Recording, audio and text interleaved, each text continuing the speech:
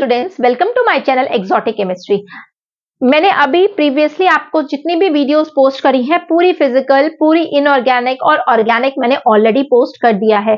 उसमें मैंने आपको बताया है कौन कौन से की पॉइंट्स हैं जो आपको कल के लिए प्रिपेयर करके जाना है। लास्ट मिनट हैक्स हैं वो।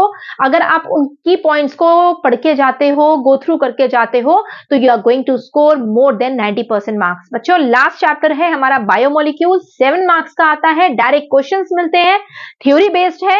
तो आपको इसमें क्या क्या चीजें हैं जो आपको रिकॉल करनी है?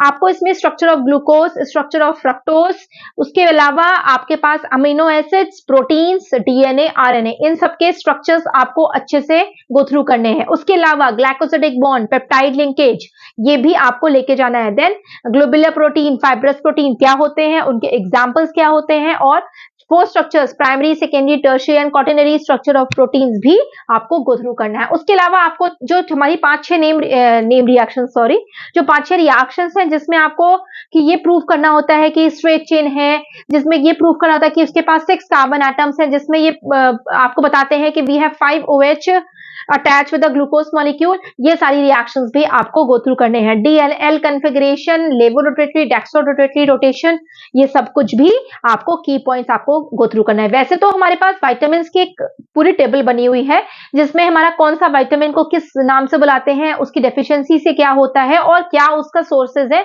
जिससे हम उस डेफिशिएंसी को ओवरकम कर सकते हैं। तो एक वो पूरा चार्ट बना है एनसीईआरटी में, आप उसको भी रिकॉल कर सकते हैं। इसके अलावा अल्फा प्रोटीन, बीटा प्रोटीन या अमीनो एसिड्स के केस में भी है कि एसेंशियल अमीनो एसिड्स हैं, नॉन एसेंशियल अमीनो एसिड्स हैं, उन दोनों के बीच में क्या डिफरेंस है, और उसके दो एग्जाम्पल भी आप जरूर करके जाइएगा।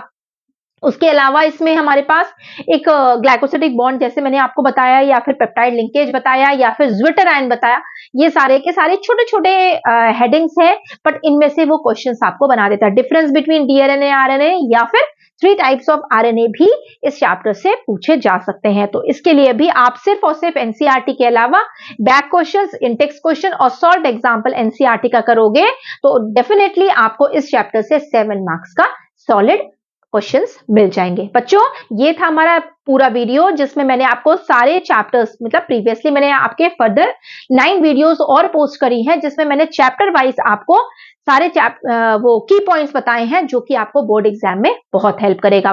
बिल्कुल भी स्ट्रेस नहीं लेना है, साउंड स्लीप लेनी है, जल्दी सोना है, जल्दी उठना है, और एग्जाम सेंटर पे टाइम पे पहुंचना है। Okay, and don't forget to like, subscribe and share my channel so that कि फर्दर भी काफी बच्चे उससे बेनिफिट ले सके।